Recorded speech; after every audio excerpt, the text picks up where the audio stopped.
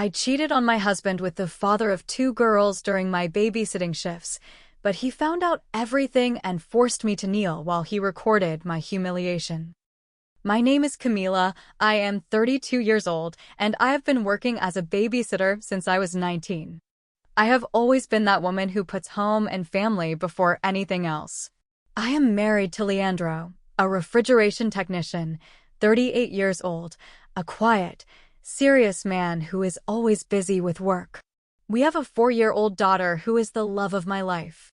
For those who saw from the outside, we were a traditional family with a common routine, an orderly house, and automatic smiles on social media, but on the inside I was in pieces. My life was limited to repeating, day after day, the same movements, taking care of the house, my daughter, the bills, and a husband who seemed to exist only physically. Leandro was not aggressive or irresponsible, he was simply absent. We slept in the same bed, but the space between us seemed like that of two strangers. The conversations were brief, the dinners silent, and the touches involuntary. The woman I once was disappeared among tasks and obligations. I began to realize that I was only noticed when something was out of place, if the rice burned, if the towel was not folded, if my daughter's clothes did not match. Other than that, it was as if I was not there. And the more I dedicated myself, the more invisible I became. Sometimes I would spend hours looking at myself in the mirror, trying to remember who I was before becoming a simple function within that house. I missed being looked at with desire, with affection, with something more than demands. Over time, I convinced myself that perhaps the problem was with me. Perhaps I had changed too much after motherhood. Perhaps I was demanding something that no man gives after years of marriage. I began to normalize the emotional absence. I became increasingly silent. Even my friends noticed my distant gaze and my lack of enthusiasm.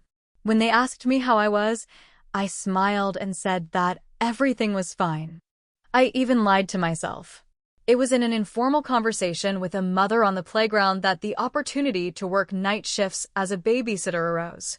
She said that many families were looking for someone they could trust to stay with their children while the parents went out. That ignited something in me.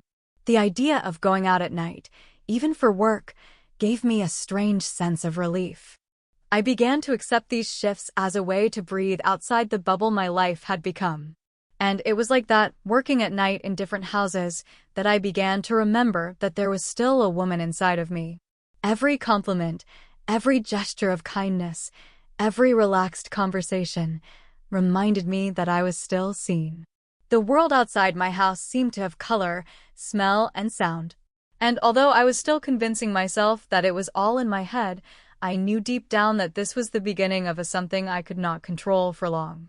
It was on one of the quieter shifts that I met Rodrigo. He was the father of 2 adorable children, and he had taken care of them every 2 weeks since the divorce. Tall, polite, with a calm gaze and a low voice, he always treated me with respect and lightness.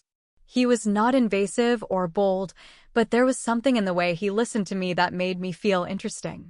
He asked about my daughter, my routine, my profession, and when he smiled, his eyes seemed to say more than words. At first, I ignored the knot in my stomach that I felt when I saw him.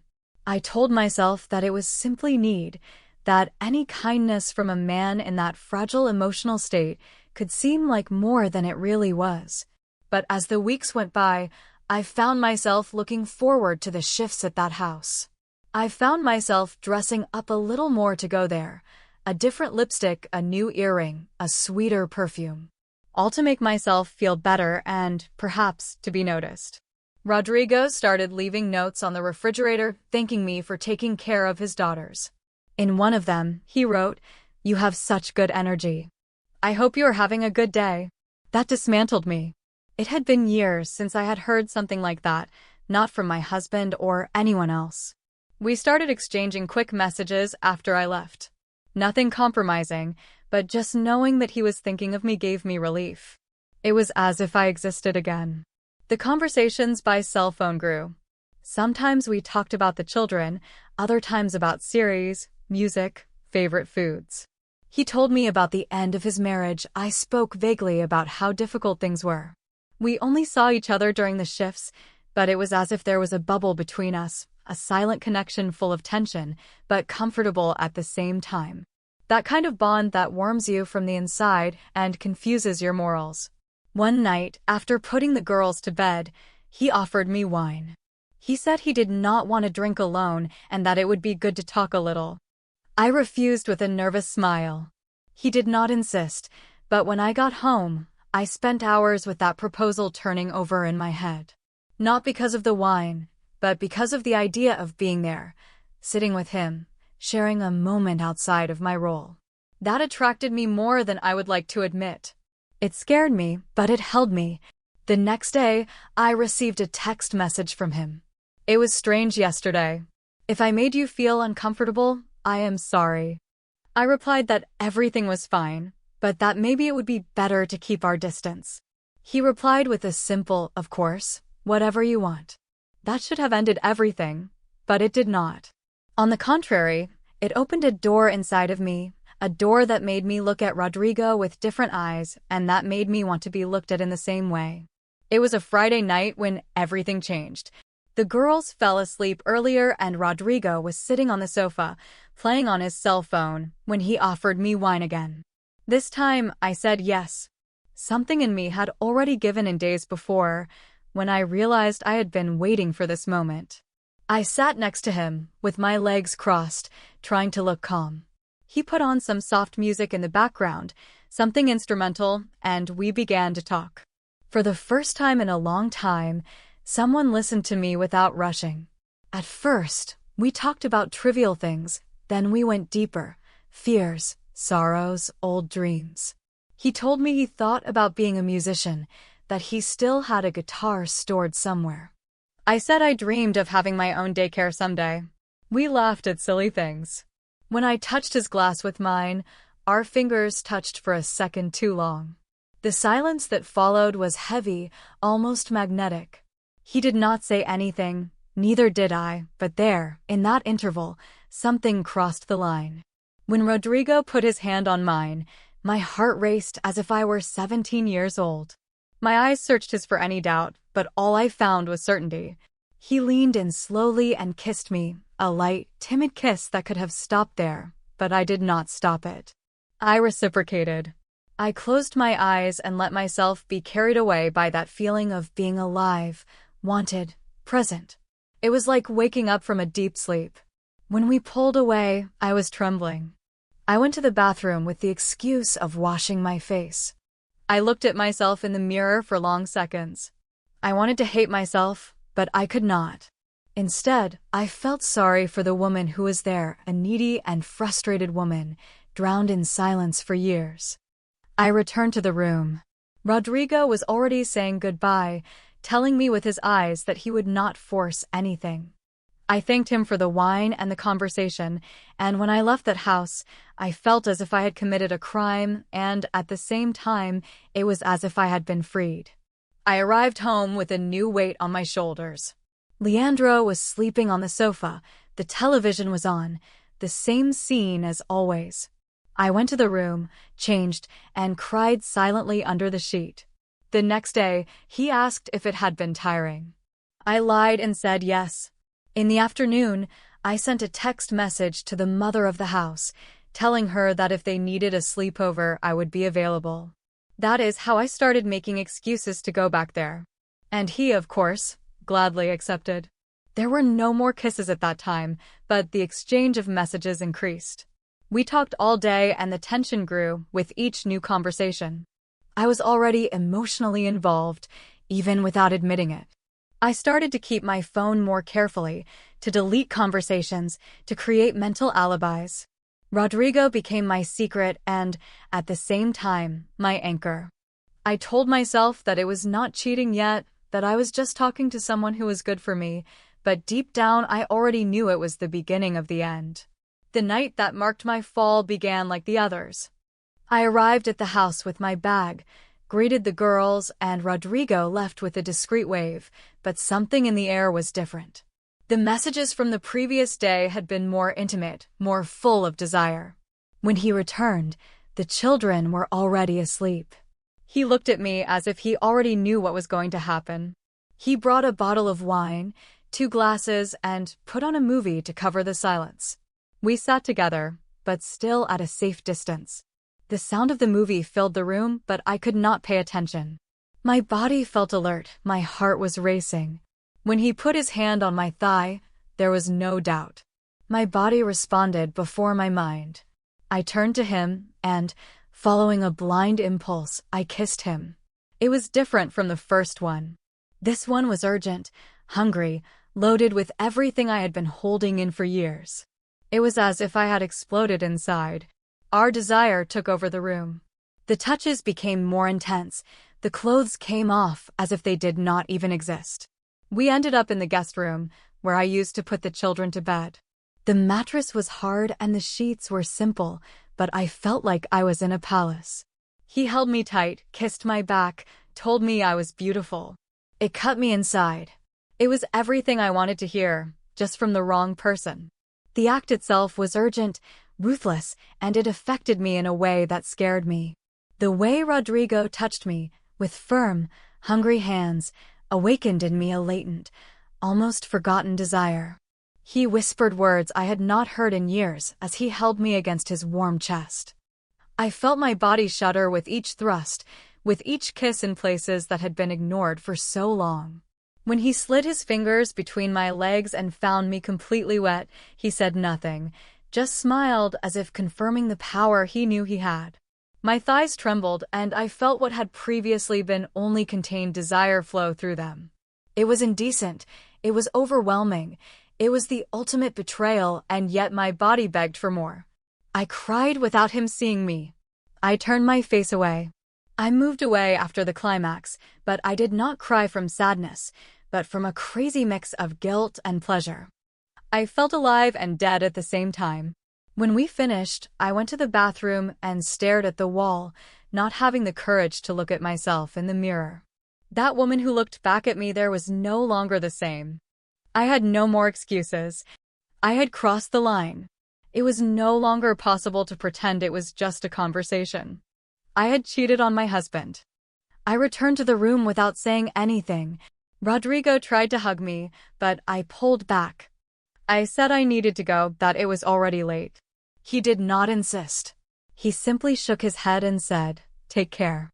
In the car, the steering wheel was slipping from my hands because they were sweating so much. I drove in complete silence, with my stomach in a knot. I walked through empty streets with the feeling that everything around me was judging me. Every headlight sounded like a siren, every shadow a sentence. I got home and Leandro was sleeping, as always, with his clothes on the sofa, with the TV on. I went to the shower and let the water run as if it could wash away what I had done. I curled up under the shower and bit my lip to keep from sobbing. I told myself it would be just once, that I needed to experience it to understand what was missing, that it could end there. But deep down I knew this would be only the first of many falls and that I had already lost control. After the first time, I promised myself I would not do it again, but it was in vain. The memory of his touch, the way he looked at me, my body melting in the hands of someone who could see me, all of that haunted me for days. On the second shift after the incident, I went with the intention of giving in again, and I did. There were no more doubts, no more guilt. Rodrigo received me with a calm smile, and I already knew what would come next. We became accomplices in a hot secret. This house became our territory, the sofa, the living room floor, the guest room, the shower. Every corner was the stage for our forbidden encounters. We made love in a hurry, hungry like two teenagers who did not know the limits, sometimes without even taking off all my clothes, as if time were the enemy. I would return home with trembling legs, his mark still on my skin and his scent on my body. I showered quickly, washed my panties in secret, put on too much perfume to justify so many nights out. I started inventing extra shifts. I would say that a family needed me urgently, that the parents were going to an event, that their child was sick. Leandro did not complain, but he started paying more attention. He began to ask me for more details, to look at the clock when I left, to notice my mood when I returned. I noticed that he would discreetly sniff me when he hugged me, as if looking for signs. And that made me tense. One night, he commented that I was wearing a different perfume. I laughed and said it was from the house where I worked, that I must have picked it up from there. He nodded, but his gaze became firmer. I started having anxiety attacks before leaving. I checked 1,000 times if I had deleted the messages, if my cell phone had no traces. Rodrigo said I was paranoid, that he would never expose me, that I needed to relax, but in each encounter, pleasure shared space with fear, and fear with addiction. I could not stop. Even when I said it would be the last time, my body betrayed my mind. Rodrigo was sweet, intense, and knew exactly what to say to keep me there. He started sending me more daring messages during the day, photos, fantasies. And I responded. I found myself sending videos in the bathroom at home, hidden. I began to live two lives. By day, an exemplary mother and wife. By night, a surrendered, hungry, lying lover. And the more I lied, the more I lost myself. The encounters began to lose their shine, but I still sought them out. It was no longer love, it was escape, it was compulsion.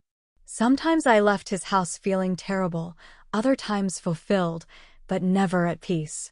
I knew I was going too far. I knew I was no longer in control. Rodrigo began to demand more from me. He said I deserved something more than that lukewarm marriage, that I should separate. I did not speak, not because I had not thought about it, but because deep down I knew that the castle of lies was about to collapse. It was another normal night within my new parallel routine. I made up that a family's daughter had a fever and that the mother needed me badly. Leandro looked at me with a dry smile and just replied, "Be careful." He gave me a kiss on the cheek, a cold and emotionless kiss. I felt uncomfortable, but I ignored it. My attention was already on Rodrigo. The adrenaline of living that lie blinded me more than I wanted to admit. I left home and drove to Rodrigo's neighborhood. During the trip, I felt something strange, as if I were being watched, but I convinced myself that it was my fault, that I was just being paranoid again. I arrived at the house and sent the usual message, "I am here." He opened the door with the same look as always, warm, seductive. He received me with a kiss and a long hug. We went inside and, when the lights went out, I had no idea what was about to happen. What I did not know was that Leandro had not believed anything I had said. For weeks, he had been tampering with my cell phone, duplicating my chip and installing a GPS tracker in the car without me noticing. He also received hidden copies of the messages. He knew. He knew everything. And that night, while I thought I was living another forbidden encounter, he drove in silence to the address I swore was work. Rodrigo and I were already in an intimate setting when the front door slammed hard, a dry, urgent sound that made my heart freeze. I looked out the kitchen window and saw a car parked across the street. It was Leandro's car. I froze. Rodrigo tried to understand what was happening, but I could not speak. He went to the living room, tried to calm down, but before either of us could react, we heard the bang on the living room window, loud, aggressive. The curtain swayed, and for a second I saw his eyes, the eyes of a man who knew me deeply but who now contained nothing but coldness. Rodrigo was sitting on the sofa, naked from the waist down, and I was straddling him, with my dress rolled up around my waist and my bra pushed to one side. My sweaty back was still trembling and I had barely caught my breath. The sheet was on the floor, my panties hanging on the corner of the table. When I saw Leandro with his cell phone pointed, my world collapsed. Rodrigo froze, his body still inside me, not knowing whether to run or push me away. My screams were illogical. I begged, I cried, I tried to cover myself. Leandro just watched. He recorded everything, motionless, and that silence tore me apart more than any beating. My body was trembling, my face was burning.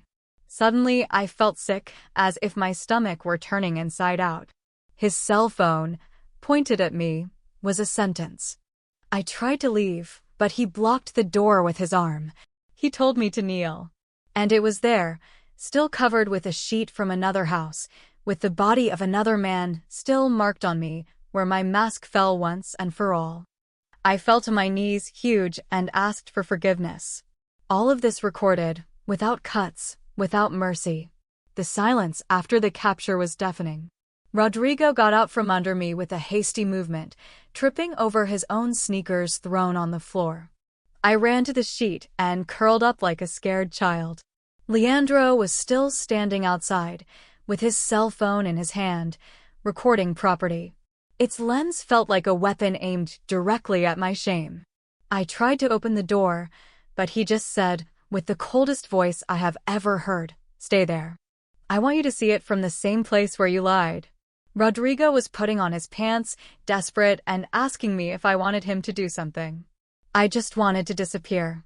I hid behind the sofa, crying with my face buried in my knees.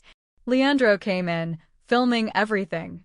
He went through the house like an investigator, recording every corner, every discarded piece of clothing, every trace of what we had done, the guest room, the used condom on the floor, the lingerie hanging on the chair. He did not speak aloud, but his calm was terrifying, surgical. He came closer and pointed the camera directly at my face. "Ask for forgiveness," he said. It was not a request, it was an order. My mouth was trembling and the words barely came out. "I am sorry, Leandro. Please forgive me." Each plea seemed more humiliating than the last. I was on my knees on the floor of a house that was not even mine, with my body marked by the presence of another man, begging for mercy from someone I knew would never look at me the same way again. Rodrigo tried to argue, saying he did not want problems, that it had all been consensual, that it should not end like this. Leandro ignored him. He filmed everything. "Tell the camera his name. Say you were with him because you wanted to, not out of need. Say you cheated on me because you liked it." And I, weak, broken, complied with every order as if it were a trial and I the accused. The shame did not come only from the betrayal, but from realizing how much I had lost myself. It transformed me. When he finally stopped filming, he looked at me for long seconds, a look that said everything the mouth did not need to: disgust, contempt, contained anger. "You will understand what it is to fall," he said, putting his cell phone in his pocket. He left without rushing, leaving the door open. Rodrigo remained motionless, not knowing what to do. I curled up on the floor, hugging my legs, trying to find a breath that would not come. I never imagined that the end would begin with a recording. At that moment, everything lost its meaning. Pleasure became filth, desire became punishment, and I became the shadow of the woman I once was. The shame was so heavy that I could barely breathe. I can still hear his steps walking away like a hammer marking the end of our story. I asked him for forgiveness, but the truth is that there, on my knees, I was not only asking him for forgiveness. I was asking myself for forgiveness, because I knew, after that, I could never forgive myself. That same night, Leandro came home, but he did not wait for me. He took some of his and our daughter's clothes, put everything in the car, and left without a word. He called me 2 hours later, just to tell me she is staying with me. I have already spoken with my mother. And yes, I am going to ask for a divorce. His voice was icy, impersonal. He treated me like a stranger, like someone he just needed to get out of his life with the right roles. I tried to respond, but he hung up before hearing any plea. The next day, I went to my mother-in-law's house. She did not even open the door. She yelled at me from inside, not to go near her granddaughter. She said I was a disgrace, a disappointment. The messages started to arrive. My sisters, my mother, some close friends.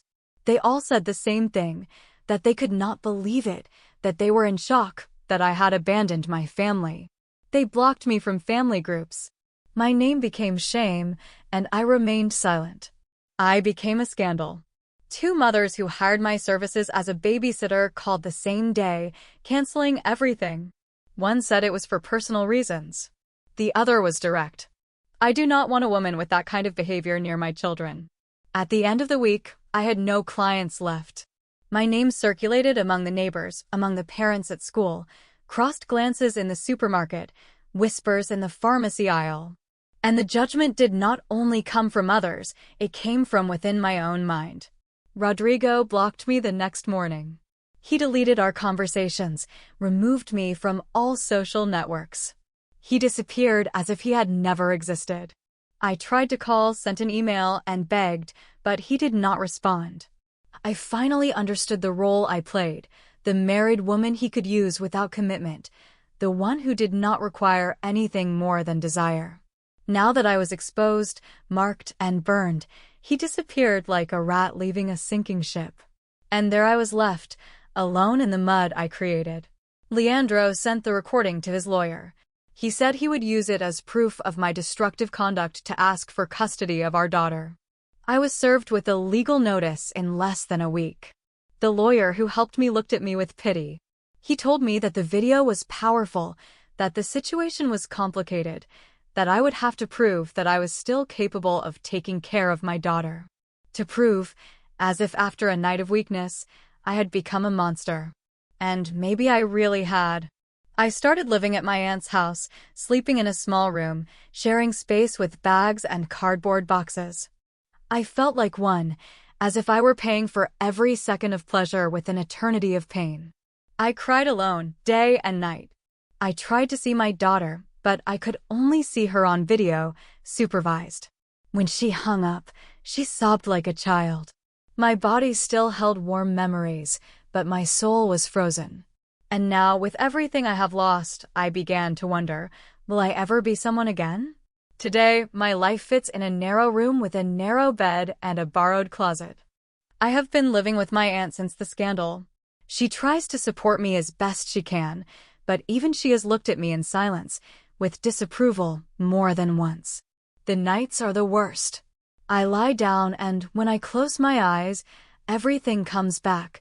The image of Leandro standing by the window, camera in hand, the killing silence, the shame burning my skin, the muffled sound of my own voice asking for forgiveness, and the certainty that none of it can be erased. I see my daughter every 15 days in a cold room, supervised by a social worker. I bring toys, I try to smile, I ask how things are. She answers politely, but without enthusiasm, as if she were talking to a distant teacher and not her mother. I have seen her looking at me with doubt, as if she did not know if she could or should love me.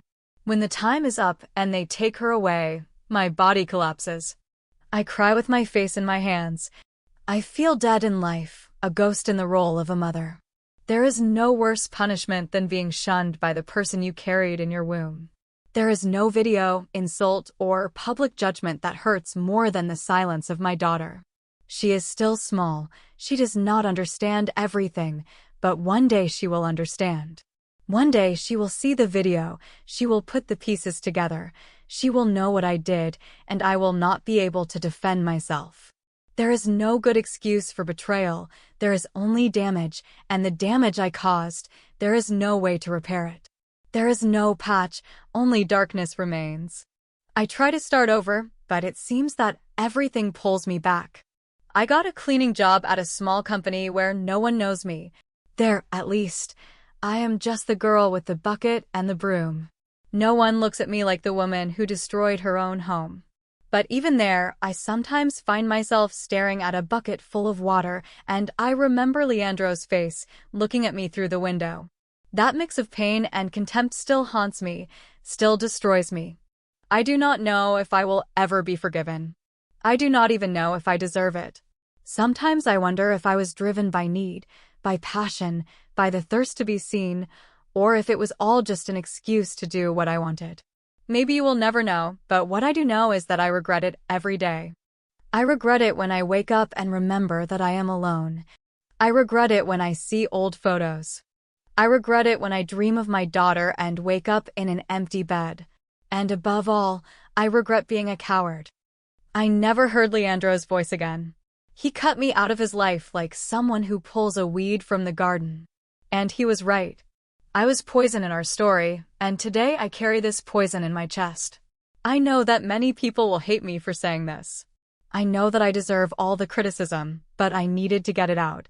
I needed to tell my fall because even if no one understands, I just wanted to be loved.